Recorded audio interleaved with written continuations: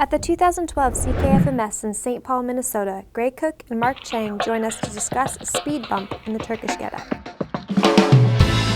We've got this Unplugged episode dedicated to a part of the Turkish get-up. We're actually going to break it into two parts, the first half and the second half. Speed bumps have been strategically placed in the Turkish get-up, but it's for a reason.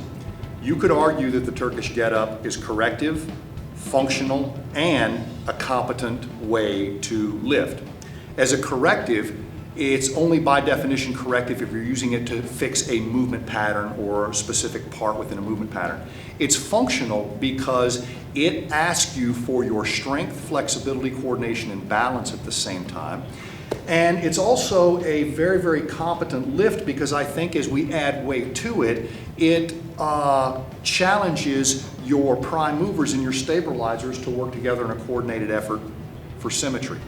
Now, this guy has been part of every Turkish get-up project we've ever done, and that's by design because with his background in martial arts and his talent for eyeing movement, he, along with Brett Jones and I, realized that the Turkish get-up might have actually been used initially as a screening tool because if you have difficulty, challenge on one side or in one position on one side, maybe we could actually use that as a filter to find out what's wrong with you and use some of the drills within that. Now, in the first part of the get-up, and while I'm talking about this, if you could just do a get-up for us as most people would see on YouTube. Don't add anything fancy or new. While I'm talking, he's just going to do a get-up, and you're going to be able to count about 7 steps in this movement pattern, and obviously we do it on the left and right side. The first half of the get-up is what you're seeing right now. And when Doc Cheng gets to this point, the second half of the get-up starts to occur. And he's going to use that to come all the way up to standing. And that's good. I don't even want him to go back down because it should look nearly the same in reverse except for a few things. What we're going to do is challenge that first half of the get-up. So come on back to your start position, Doc. By adding arm rotations and neck rotations, and by doing them in a super slow fashion, Doc is going to show us how we get our proprioception. Now he's going to rotate that kettlebell about 3 times until he finds a spot where he really feels stable holding that kettlebell. Likewise, he's going to rotate his cervical spine once his arm finds a nice spot and try to maximize his range of motion. Number 1, we don't want any discomfort. It might be a challenge, and part of getting over that challenge could be learning to relax. He will then do these exact same 2 rotations in another few phases of the get-up.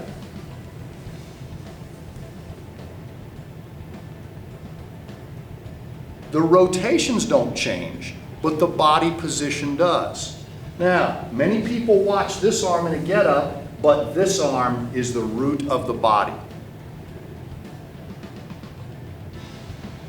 Bringing the sternum forward, pinching the back together, rotating the head, rotating the arm, allows him to explore range of motion. If he finds a restriction, breathe through it first, see if simply holding better alignment frees that neck up. Many people tighten their neck because they're not using other stabilizers in their body correctly. And last, he changed his position once again. The shoulder is now coming into a more abducted and flexed position. The arm extended its leverage point, and the spine is now slightly more vertical. A different challenge is then posed to both the arm and shoulder. Now, you don't have to go all the way back down, but I want you to go all the way back down, and then I want you to do the other side. Doc, tell us some of the benefits of doing a maneuver like this, super slow, and why rotation at each of those phases is so important, because we grab that kettlebell, we just want to get on with it, and you're telling us exactly the opposite. If I may use the term, because we always use it, you're putting a speed bump in my damn exercise. How dare you? Well, you know, one of the things that we always hear of in FMS is sensory-rich environment and then exploring movement. If you're trying to get a sensory-rich environment, do you want to go as fast as humanly possible, or do you want to be able to go slow enough to be able to perceive deficits, perceive pain, perceived lack of control. All of those things are very important. So if you're taking your time and moving nice and slow, it's just like sports. If you wanted to see something played back to make sure that what you thought happened really happened, do you watch it at full sports speed or do you watch it in a slow-mo replay? Similarly, if you move slowly, you allow yourself to be your own slow motion replay.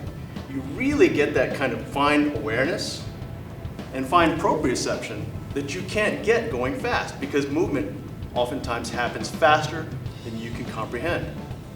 This is allowing us to actually take the time to really explore this. By doing that and doing each of those stages, and that's depicted in Kettlebells from the Ground Up, and you lay it out in the manual that accompanies that DVD quite nicely, but I think people see the drill, skip it, and don't go quite as slow as he actually demonstrated live for you right now. When you go slow, asymmetries get magnified. When you maintain your alignment and don't rush it, asymmetries get magnified. If an asymmetry gets magnified, then the corrective exercise served a dual role. It demonstrated as an extension of your screening or assessment because it gave you even greater feedback, and now you have a challenge to work through. And the neat thing is, if we're moving slow and holding alignment, this is a challenge that you can't muscle through. You need to breathe through it. You need to be aware through it. And if there's some supplementary stuff, we laid it all in the DVD in the stretches for T-spine mobility, shoulder mobility are there. So if any of these exercises hurt you, you got a medical problem, not a fitness problem. Let somebody handle it who can. If they're just challenging, then let them be challenging, and then they won't be challenging. But you may not see a change for a week or 2 weeks or whatever, but I think that so many people either use the get up only as a warm-up or only as a lift. This could be a superset, it could be prep, it could be many number of things. And I think you and I both use segments of this lift both in rehabilitation but also in fairly high-end training. Certainly. If you can control yourself competently without pain and be able to vary the speed of your vehicle, and in this case, your vehicle isn't necessarily a car, it's your human body. If you can vary the speed of your vehicle and still steer with competence through any kind of traffic, whether you're going freeway speed or whether you're going gridlock speed, you own that vehicle, you own control of that vehicle. We're looking for ownership of movement. We're not looking for being locked into only one speed because you don't own that fine ability to tap the brakes. This is being able to tap the brakes, but also knowing how to hit the gas with control. We're not just flooring it all the way. We're being able to accelerate and decelerate with absolute deliberateness. So add to this if you want. If I were turning this into a corrective session, I may literally set a 1.5-minute timer and see if I could go slowly all the way up to my hand, back down to my back for a 1.5 minutes. 3 rotations arm, 3 rotations neck at each position up and down. I would then shake it off, rest, stretch again, and attempt the same thing on the other side.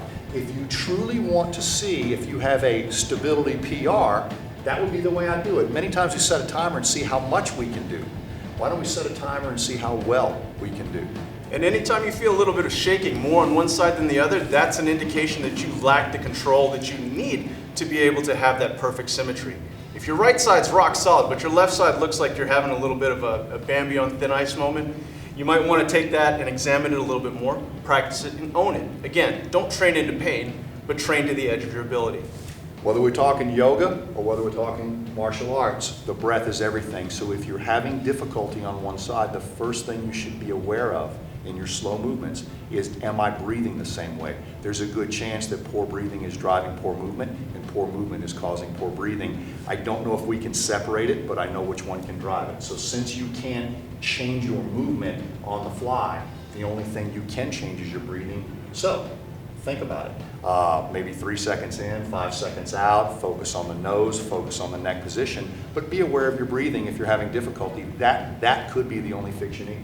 And your facial expression. You should be able to do it. You should totally be able to do a Turkish get-up or any kind of lift or any kind of exercise and not look like you're doing your absolute most horrendous pirate face.